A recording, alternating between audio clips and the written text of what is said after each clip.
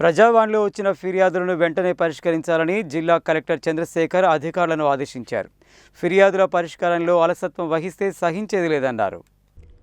సోమవారం కలెక్టర్ కార్యాలయ సమావేశ మందిరంలో నిర్వహించిన ప్రజావాణి కార్యక్రమంలో ప్రజల నుండి వినతులు స్వీకరించారు.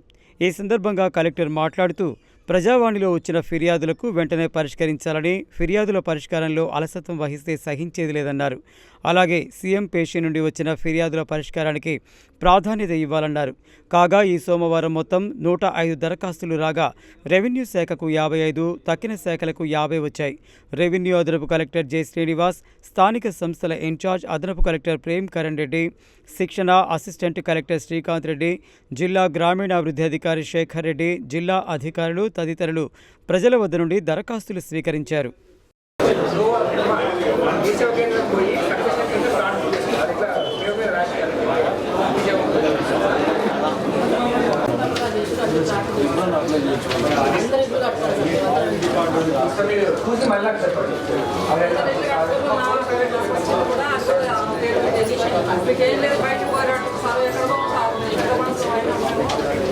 బయట